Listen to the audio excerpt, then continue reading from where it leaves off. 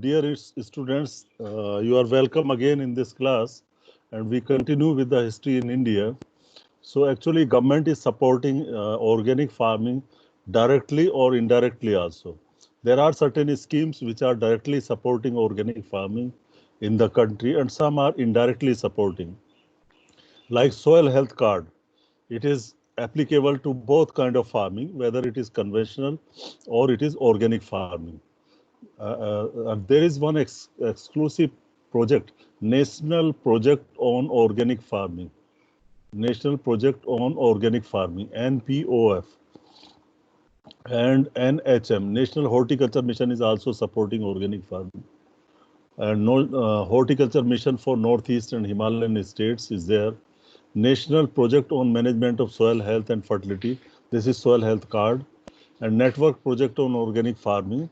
This is by Modipuram Institute, Indian Institute of Farming System Research, that is implementing a project which is named as Network Project on Organic Farming. Now, Paramparagath Krishi Vikas Yojana is still continuing. It is financially supporting the farmers to switch over to organic farming. So, government has targeted 10,000 clusters, each cluster of 20 hectares. Means farmers can pool their land, at least 20 hectares, maybe 4 farmer, 5 farmer, 10 farmers. They can pool their land and they can start cultivation of organic farming so that they are eligible to get the subsidy. So government is giving assistance about 50,000 per hectare per year. So this is the amount of money. I would say 20,000 rupees per acre. This is the aid. And every year they are allocating some budget to this. The data is old here, but there is definitely, this scheme is still running. And if you remember, Prime Minister has recently declared COVID package for farmers. So about 10,000 crore rupees recently, our finance minister, Mrs. Sita Raman, has declared 10,000 crore rupees exclusively for promotion of organic farming in the country.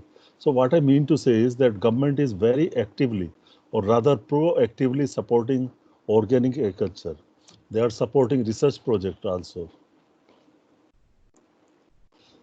And you know this story, on 18th January 2016, India, this Sikkim was declared as organic state by the central government, by the Prime Minister. And in Sikkim, the total area under cultivation is 75,000 hectares, which is totally organic. And now Uttarakhand is in line. Uttarakhand is also trying to become organic state. Maybe in next 5-6 years, they will convert. They are trying to convert whole state into organic. Now they have selectively chosen certain blocks, certain areas where they have implemented organic farming compulsorily.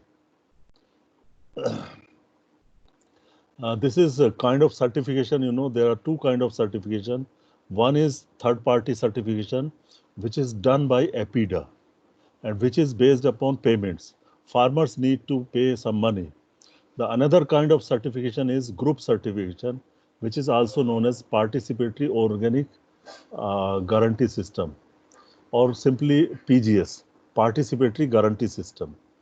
And it is being implemented by National Center of Organic Farming, Ghaziabad, which has its 6 regional stations. 6 regional stations are there. All these regional stations and main station Ghaziabad are implementing PGS, Participatory Guarantee System. It is a kind of certification program which is free of charge. Farmer need not to pay any money, and they get two kind of logo. One you can see, the blue one, PGS India Organic, and other is PGS Green. So PGS India Organic means this is certified by PGS and it is organic food certified by PGS.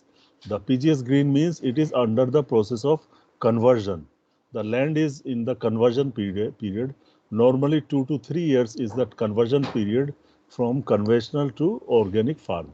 So therefore, during the process of conversion, whatever food or whatever products are coming, they will be given the logo PGS India Green.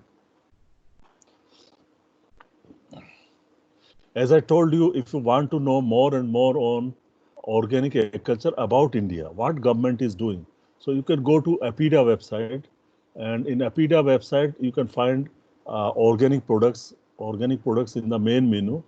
You can go to the APIDA products. Are you seeing this APIDA products on the main menu, green color? And in APIDA products, if you click, you will find organic products. And in organic products, if you click, you will find the collection of information about organic agriculture at one place. So if you want to know official data, everything which is kept on this website. And you are also seeing here TraceNet. I'm sorry, mouse is not showing you anything, or I don't have pen or pencil to show you.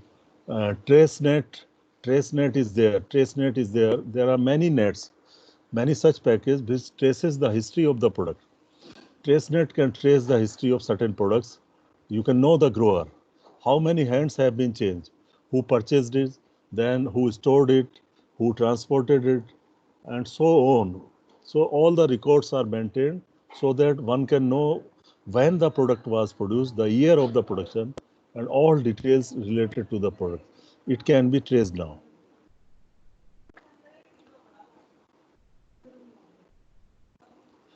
So this is how you can see the information on APIDA website. One side is on the left side, you can see tariffs of accredited inspection and certification agency. This is the rates at which in certification agency will do the job of certification. The exporter importers are also listed. You can see, you can click the exporter, you can know who is exporting the product and who is importing the product. On the bottom you see present status. You can see the area in India, how much is the total area under different states, area under different crops, under organic systems, and so on. And forms of such, so many things are standards, revised NPOP standards. If you want to see organic standards, you can see organic standards for crop production, for beekeeping, for any fish production, and so on. So you can see these standards here, notification policies. So everything is there. And national project on organic farming is being implemented by, that was National Program of Organic Production, implemented by APIDA. This is National Project on Organic Farming. There is difference in National Program on Organic Production and National Project on Organic Farming.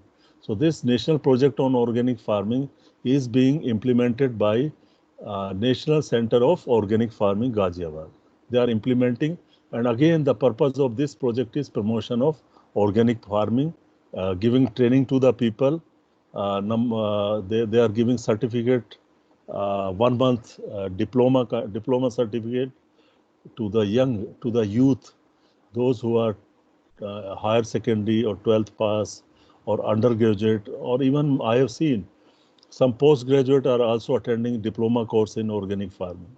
So this institute is overall under the Ministry of Agriculture and Farmers Welfare, Government of India.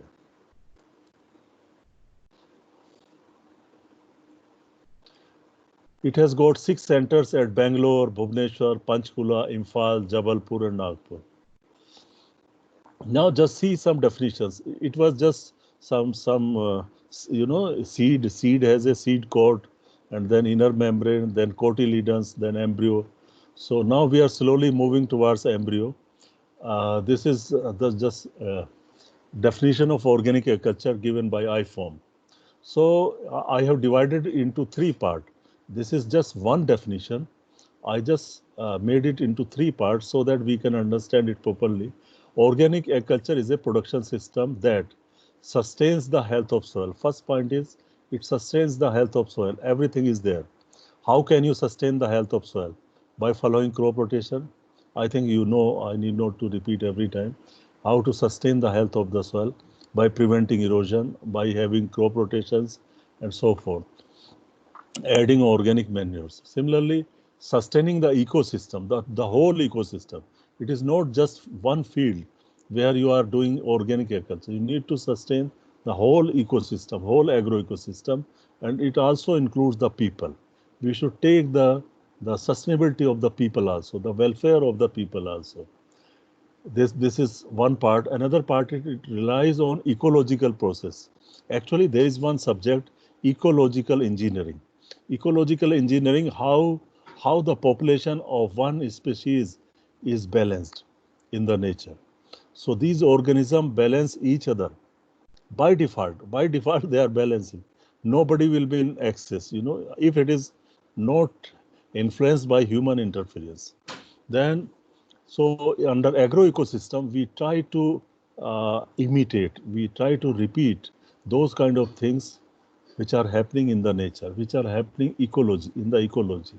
So we try to mimicry that. And then after ecological process, biodiversity. The main focus is on biodiversity. We should increase more and more biodiversity in agroecosystem and cycles adapted to the local conditions rather than the use of inputs with adverse effect.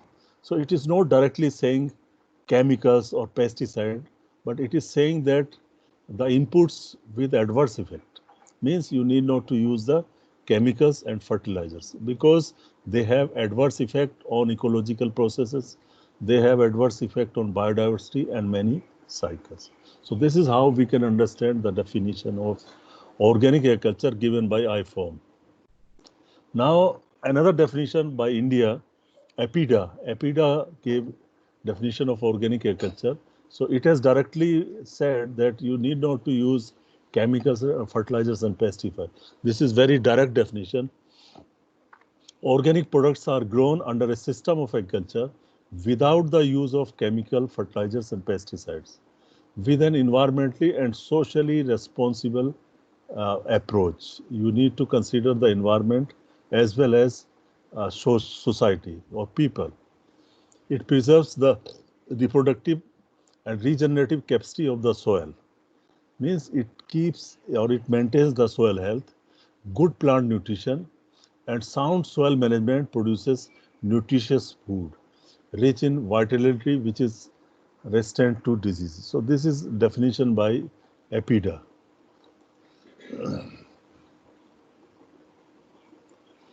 Now, principles of organic agriculture, I have listed you in the first slide. So this is chef, you remember. See, principle of health means it should sustain the health of soil, health of people, health of animals, everybody involved. They should have good health. Ecology, just we have seen that how this ecological approach is important. Ecological engineering should be based on living ecological systems and cycles. One organism is dependent upon other.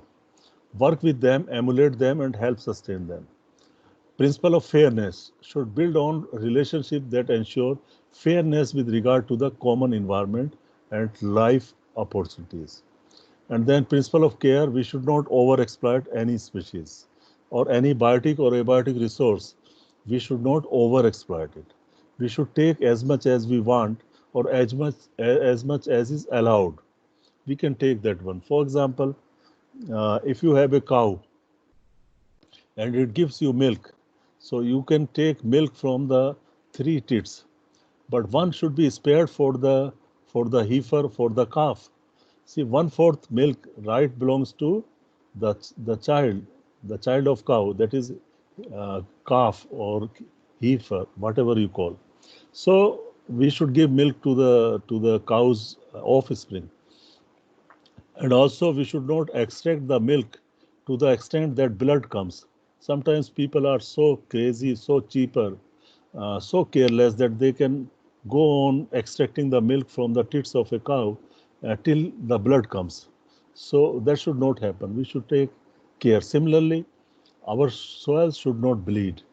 We should take as much as it can give us happily. It can give, if soil is say normal in fertility and we have planted high yielding varieties or hybrids, then they will extract more nutrients. They will exploit the soil. So in this, health of the soil is also kept in mind in that way.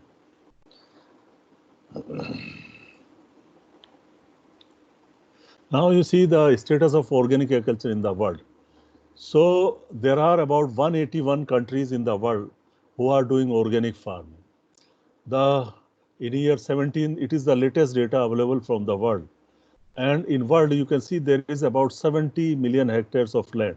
70 million hectares of land in 2017, which was just 11 million hectare in 1991. So in some years, you see there is how many years? 28 years. In 28 years, it has increased 6 times. It has increased 6 times. Overall, what you can remember that there is about 70 million hectare area under organic farming in the world. This is cultivated area. And in Australia, you see it is highest area, 35.6 million hectare. I think we grow rice in India about 42 million hectares. And in Australia, our area under just organic farming is 35.6 million hectares. So very huge area in Australia.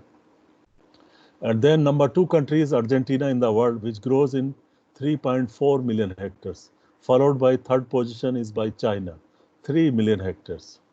And so far coverage under each country is concerned, then this Liechtenstein, very small country, has 37.9% area of the total area is organic. Then Samoa, Austria, this. Wild collection, because in organic you have two kind of production. One is in the cultivated land where you plow the land, where you do sowing and harvesting. And there are certain wild areas, certain forest area, which are also declared organic. Many times certification process is happening in wild harvest also, in forest areas also. So that is also part of organic area. So it is given separately. So this is wild collection and non-agricultural areas. So Finland has about 11.6 million hectares by organic methods, and Zambia and Tanzania. And so far producers are concerned, in the world there are 2.9 million producers. 2.9 means 20 lakh producers. And India is number one in the number of producers. They are about 8,35,000, or you can see 8.83 million, largest in the world. So far organic market is concerned, you see USA has the largest organic market, 97 billion US dollars, the biggest organic market in the world. It is not necessary that US is producing, they are actually importing big size of organic products into their country. At the same time, they are exporting to the world. It happens, they are taking the best thing they are importing, organic products, and bad thing, that is GM foods. GM foods produced from oil seeds, certain oil seeds like soybean or from maize. This is being exported to African countries, to developing countries, this America. And they don't like to eat GM food, I can tell you. And per capita consumption is highest in Switzerland, which is about, in terms of money, it is $325. So this was data in brief. You can remember at least that Australia has highest area, India has highest number of farmers, Finland has highest area under wild harvest, and Switzerland has highest per capita consumption, and USA has largest organic market. And this is position of India. You can see with year, there is very less fluctuation in area and production. It is neither increasing nor decreasing. You can't say there is any trend. But right now you can remember for 1819, you can see the total area certified under certification is 1.94 million hectare, which is the highest up till now. If you see the trend is starting from 0.24, 1, 0.5, and then it has reached 1.94. Or simply you can say that area under cultivated area in organic system is 2 million hectare. 1.94 can be equal to 2 million hectare, we can say. And total area under certified wild harvest is 1.5. You can say 1.49 or 1.5. So 2 plus 1.5, it comes out to be 3.5. At present is the total area under certified organic production in India.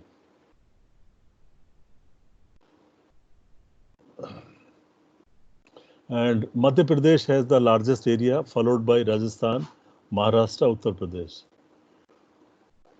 We are exporting, and production is 2.64 million ton, and we are exporting to USA, European Union, Canada, Switzerland, Australia, Israel, and so on.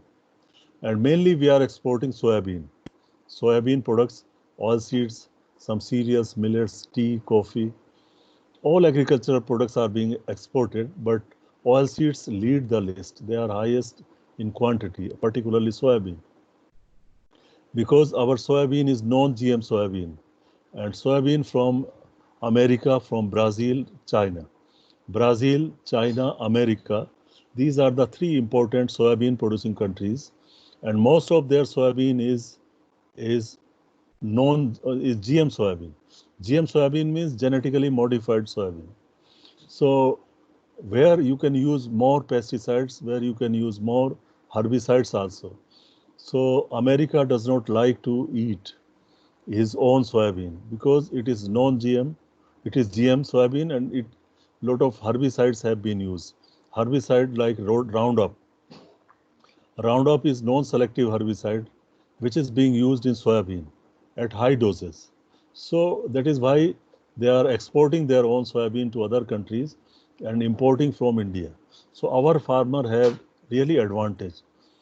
Organic farmer from Madhya Pradesh. That is why in Madhya Pradesh you have highest area because they grow largely soybean.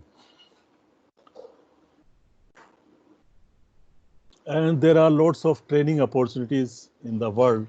IFOM is a place where one can find training.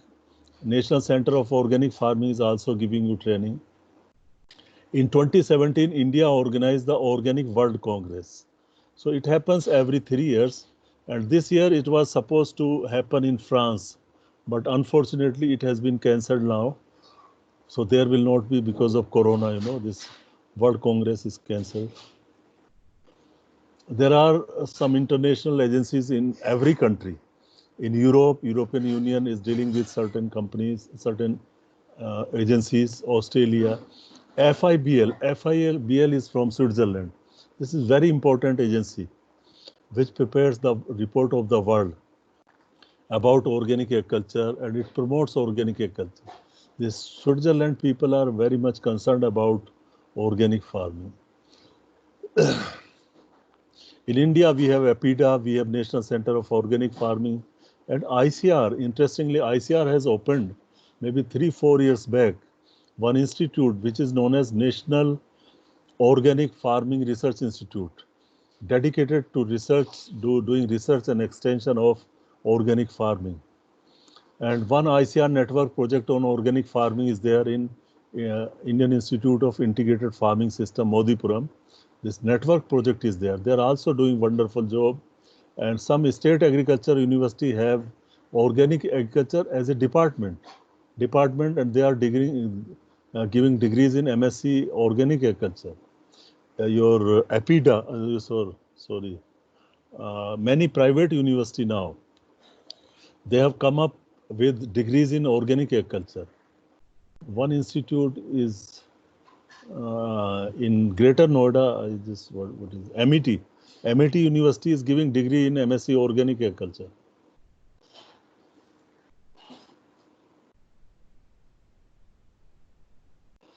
IGNOU is giving you PG diploma.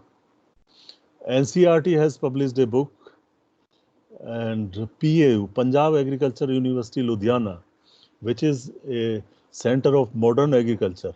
Now they are going back to the basics, They have started one directorate. This PAU established new school of organic farming. They have established in 2017 or 2018. They started one school. And just 1 week back, Haryana Agriculture University, Hisar, they are also starting one organic center, Organic center now means some universities are showing interest in establishing the organic centers. You can call it by the name of a department, by name of directorate, whatever you like. But thing is that some beginnings are being made in this line.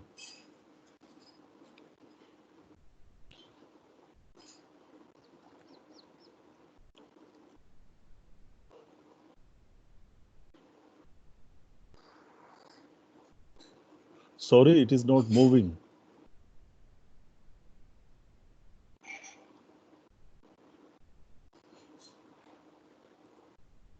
Now, students, as a student, you will be asked several questions on organic farming. One question I started, that why should we go for organic agriculture? What is the area of organic agriculture? What will be the impact? What will be the impact of organic agriculture? So there are variety of impacts. Overall impact can happen in different spheres. Impact can happen on productivity or production, food quality and health. Impact of organic agriculture can be measured or can be seen with respect to soil and ecosystems, climate and air, ground and surface water, farm inputs, income and economics.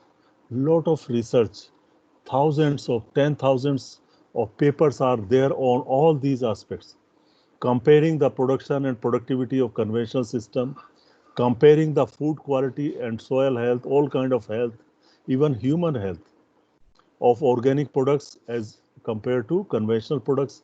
Now in Europe and America, research is going on the human health. Right now, there are many countries they are giving people organic food and seeing the incidence of cancer.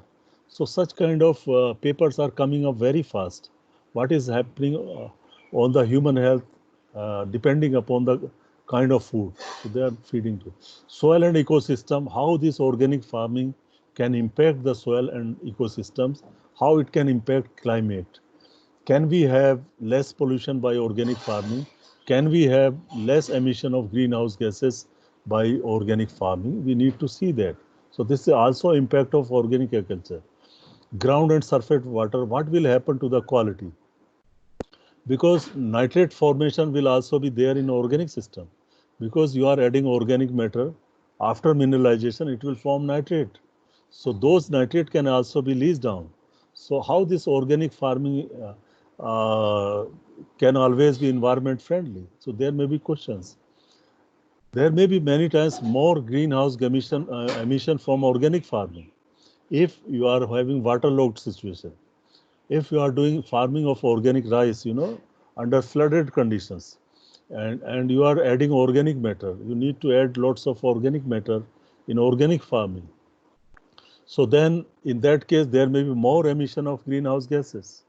So you need to look from that angle also, that always means organic farming is not always free from the pollution. It can also create the pollution because most of our cycles, most of our system have been disturbed. Therefore, such things are happening. If everything was organic throughout the world, everything was organic, then such problems would not have happened. So what I mean to say that many times organic farming also have some negative influence on environment. Particularly in certain areas, nitrate leaching will be a problem and methane emission will be problem if organic farming is done under waterlogged conditions. So some negative impacts are also there. But we need to see the things in totality. We need to see other benefits also, like biodiversity, like food quality, health of the human being. Vandana Shiva, I think some of you might have heard the name Vandana Shiva. She is a world famous environmentalist from India, from Uttarakhand. And she has established one NGO, Navdanya. Navdanya is NGO which is taking up this sustainable agriculture, cause of sustainable agriculture, organic farming, our traditional seeds which have been lost. See, our black rice, red rice, variety of rices India had. Now they are no more available to the people. And rather people don't know what kind of foods we used to have in India or in any part of the world. So this Vandana Shiva, she is protecting the traditional seeds also, organic farming, environment. So basically she is environmentalist and she has she never care about people. She is very bold, and she does not bother about the politicians also. So she has represented India in many at many international platforms. So today I suggest you to read something about Vandana Shiva, famous environmentalist. At least you should know, you should be able to write one paragraph about her. So you can learn her contributions to the environment and to the organic agriculture. She has written many books on organic agriculture. She writes against the pesticide and fertilizers. So you can have some idea, some thoughts, what kind of thoughts she is having. Now, this is one book developed by NCRT. It is written by NCRT, you see, and it is almost in the syllabus of a student of 6th class, 7th class, and 8th class in NCRT. This shows the concern of the government. So perhaps this is the last slide, an interesting slide, where certain questions are posed by the public to the scientists or to the students. So first question is organic farming sustainable? Now your participation is welcome. So I would request you to give your thoughts on this subject. There are 9 questions and we have about 9 or 10 minutes. 9 or 10 minutes. So one of you can answer that, do you consider organic agriculture as sustainable or do you think it is not sustainable?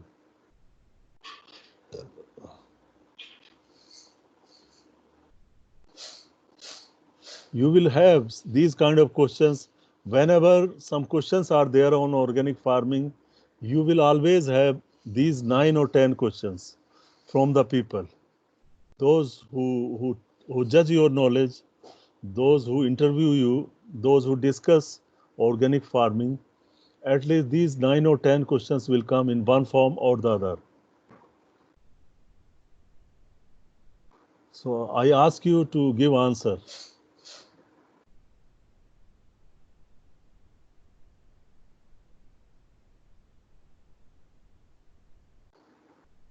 Okay, no problem. I will give answer one by one. So you listen it carefully, just listen carefully. Is organic agriculture sustainable? Yes, it is sustainable. Because many times people who oppose it, they say that organic farming is not sustainable. And they give many reasons. They say that the productivity is low and it cannot sustain, our population is increasing and so on. But they will never say that India lacks storage structure. We do not have warehouses to store our food. Right now, wheat has been purchased by Punjab government, Haryana government, and many other governments, and that wheat is lying on the roads. Do we know it? That wheat or onion is lying on the railway station, railway platform. Millions of tons of onion, potatoes, and your wheat, rice, they decompose on the road because of shortage of storage structure. So we really do not have any shortage of food in the country. It is the storage problem, and because there are interest of the people, they want to sell their chemicals, they want to sell their fertilizers, they want to sell their synthetic inputs. So they will always say that your organic agriculture is not sustainable. They will always say. So organic agriculture is sustainable because it can give you enough food. Thing is that there is limit. You need to control your population. Why you are every time saying we need to produce more and more food? Why don't we say that we should control our population? We should decrease our population. So if it is the case, then there will not be any sustainability issue. And organic agriculture will give you lots of environmental benefits. Ecosystem services will be provided by organic agriculture. So less pollution and productivity I will discuss in my next lecture if I get a chance. Then I will show you after 5-6 years, the productivity in conventional and organic system are the same. So there is no difference in productivity. It is environment friendly. It gives you more income. And above all, it gives you better food. It gives you quality food. It gives you nutritious food. The organic food contains more antioxidant. Now in the days of Corona, some people are recommending organic food. So suddenly there is rise of prices of organic food in the market because people feel that it increases immunity of the people, this Some people are cashing on this idea in the market that organic products will give you more strength, will give you more antioxidants and nutritionally rich food. So overall, what I want to conclude is that organic agriculture is sustainable because of better environmental benefits, ecosystem services, productivity after 6-7 years will be same, and your health benefits with respect to quality of the food. So therefore, it is sustainable. More or less incidence of insect pests and diseases. People ask that in organic system you are not using the pesticide. How will you control the disease? Or will you have more incidence of insect pest and disease? Actually, what happens? We made our pest. We made our pest uh, adi means habituated. Our pests have become habituated to take more and more. See a person who takes alcohol. If he starts taking 100 ml alcohol, after next time he will like to have 150. Slowly he can reach to one bottle. Same case is with the pest.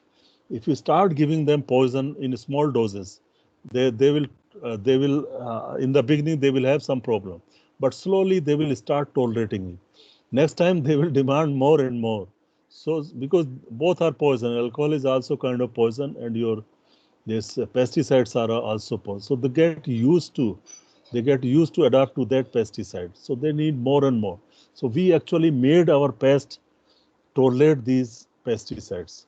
So what happens under organic system? There is less incidence of insect, pest, and disease. This is I have seen myself, less incidence of insect, pest, and disease. And if it comes, then there are measures also. You know about IPM, integrated pest management. You just minus chemical. So rest of the approaches can be used here, and certain biopesticide, bioagents are there. Some successful examples are there. NPV spray, nuclear polyhedral virus in chickpea and some other crops can control some pest. So there are examples. I will discuss sometimes in the next class how to control pest in the organic system. So definitely the plants are stronger here. Not very vigorous plant, but they are healthy plant. Health does not mean your accumulation of fat on your body like me. It is not healthy. Rather, if you have more growth, more vigorous, more fat, then you are not healthy. You are unhealthy. So the growth is balanced in organic system, balanced growth. Therefore, they have more immunity power. Immunity power of the plants is more in organic system. It has been proved in organic system. Therefore, their tolerance is more. And also in organic system, you recommend cultivation of insect, pest, and disease resistant varieties. We can use those varieties. We have certain bioagents which can be used to treat the seed. There are many bioagents can be employed to treat the seed to prevent the infestation of insect pests and disease, particularly diseases. Then next, how about produce quality? Why to pay more?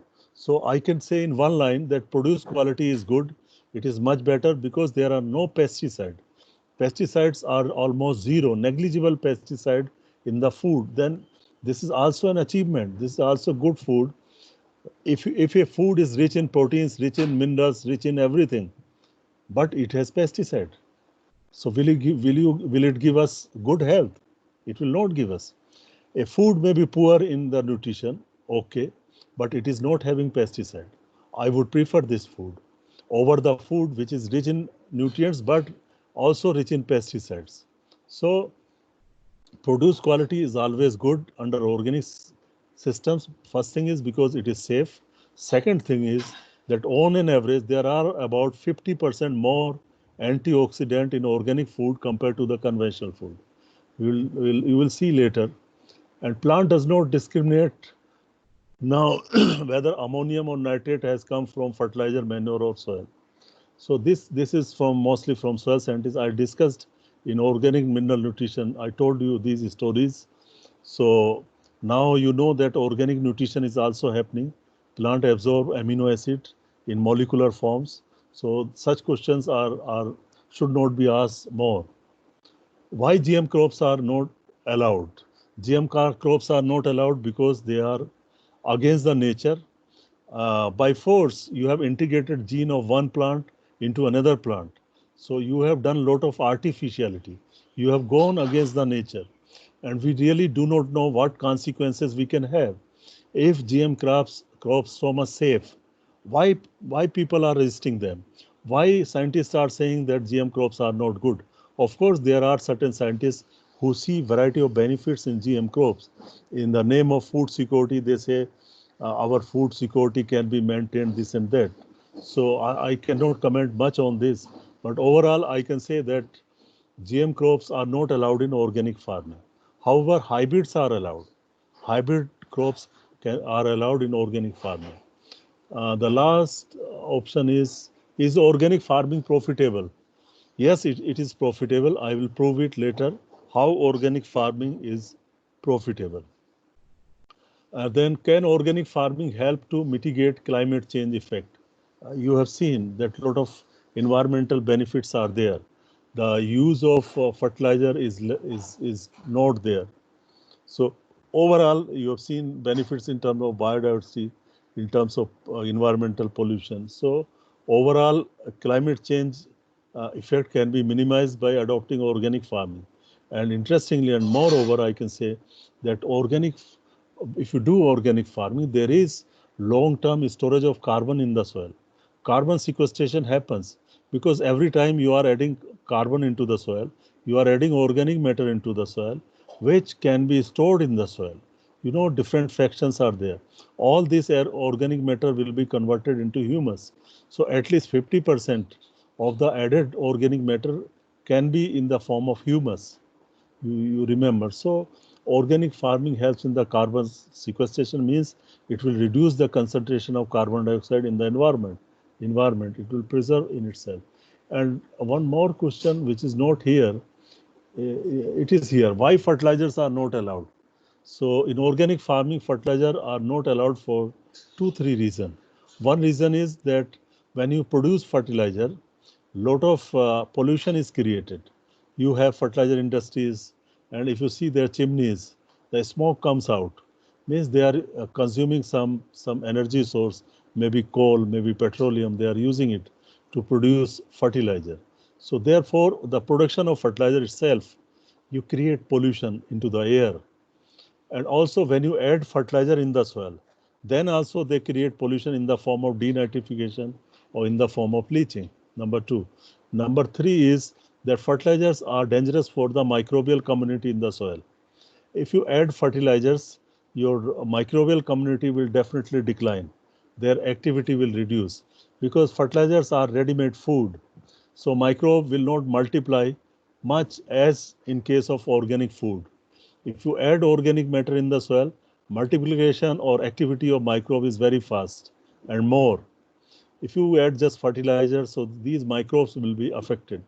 Take the simple case of rhizobium. I think I discussed sometimes that if you add nitrogenous fertilizer in the soil, if you have leguminous crop, if you go on adding nitrogenous fertilizer, the nodule fixation will not be there. It was discussion also, because plants will get easy source of plants as well as this rhizobium will get easy source of nitrogen. So why will they work? So their fixation also reduces if you add nitrogenous fertilizer. So I think now you should be able to understand the certain questions which are raised by the farmers, by the people, by general public. And I hope that you must have enjoyed this lecture, and may not be much also, because there was some history part and there were some uninteresting subjects, uninteresting area. But I believe that next lecture will be more interesting than this one. Now I can stop recording and you can ask your questions.